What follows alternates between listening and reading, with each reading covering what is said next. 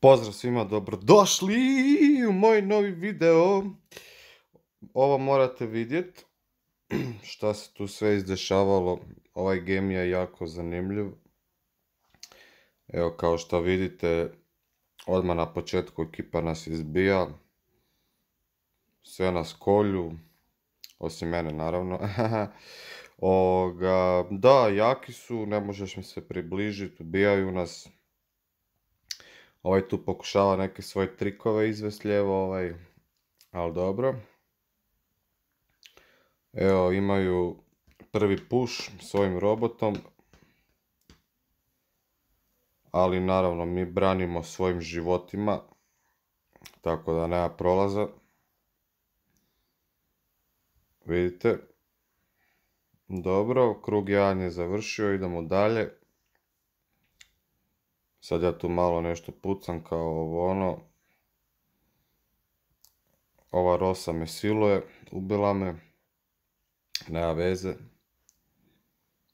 Uglavnom gubimo za sad, to jest ne gubimo, ali ono imaju prednost, jer imaju stalno ovog robota tu. Da imaju napad s njim čisti.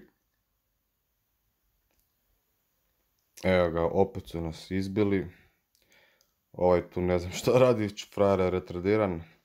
Baš sam dobio noob team zapravo kad pogledate.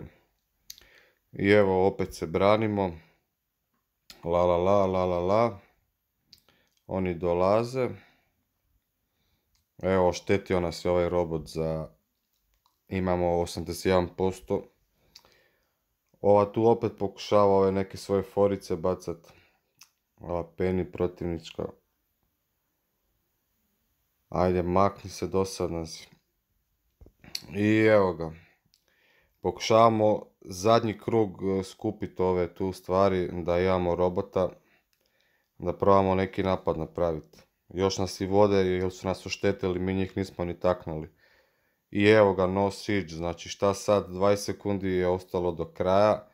Ova tu je sad pokušala tu ovo svoje izvest da nas zezne i krenulo je.